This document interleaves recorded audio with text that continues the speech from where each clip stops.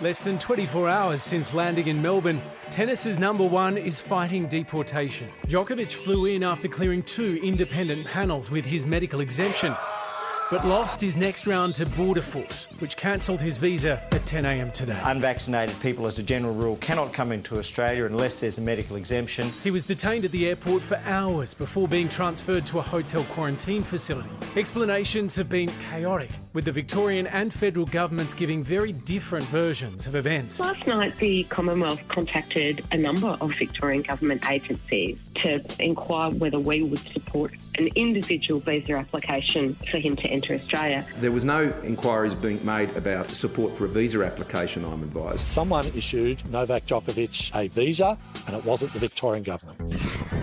The PM citing a letter from his health minister back in November. I can confirm that people who contracted COVID-19 within the past 6 months and seek to enter Australia from overseas and have not received 2 doses of a TGA-approved or TGA-recognised vaccine are not considered fully vaccinated. There are reports up to 3 other players may have entered the country using similar exemptions. This afternoon, Djokovic launched a court challenge against his detention. Accepted, he got an exemption, he should not be treated this way. The situation has fired everyone up. Serbia's president vowing diplomatic pressure.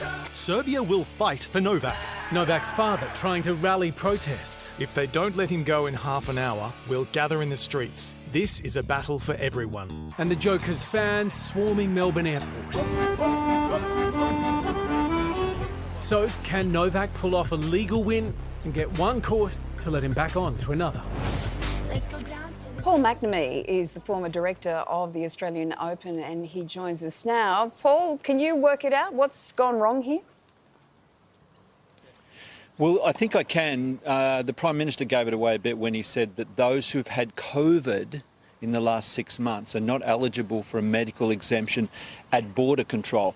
But that's clearly the reason that Novak got the green light from Victoria's Department of Health. Vic Health said you can get a medical exemption for a number of reasons, of which that is one of them. So we've got a disconnect, again, between the federal government and the state government on what constitutes a medical exemption. That's where we are.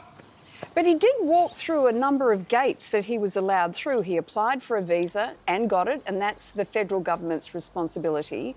He boarded a plane where that was checked, that arrived in Australia. It was only then that questions started to be asked. We've seen record numbers of finger-pointing going on today. Who do you think is at fault?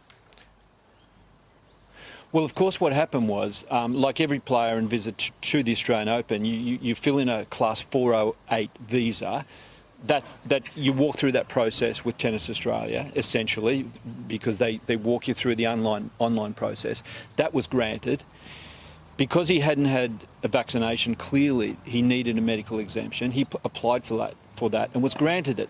But that just opened the floodgates of unpopularity, because clearly he's not popular here.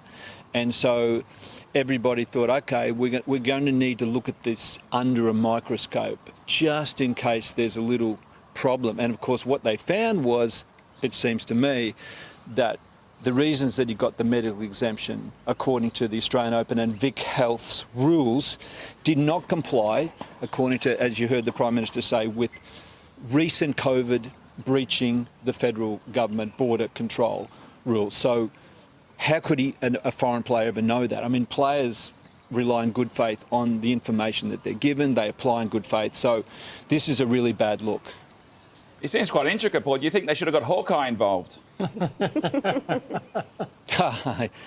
Yeah, well, look, I think as a nation we're better than this. I mean, I know he's not popular, but he is the #1 player in the world. He did get a visa. He did get an exemption. Whether people like the fact that those rules exist, they do exist for Australians as well, by the way. And now he's been told he's got to, take his. It's not a bat and ball; it's a racket and ball. And I think he's in deep trouble. I think he's in a lot of trouble now. All of that said, do you understand why a lot of Australians might be quite happy to see the back of him? Yes, I mean that's clear, because he clearly has a different view on vaccinations than the average Australian has. I mean, we get that. I mean, it's not the view I hold or you hold, but at the end of the day, people do have those views and they have a right to it. And if they'd have made the rule no vaccinations, not in, fine. I mean, he took his chance with this exemption process. I mean, he didn't create the exemption process, so he took his chance. If he wasn't exempted, he wouldn't be here. But he followed the rules in good faith. So I think it's very, very harsh. Well, it certainly looks like a mess on the international stage as well as locally. Paul McNamee, great to get your perspective. Thanks a lot. Thank you.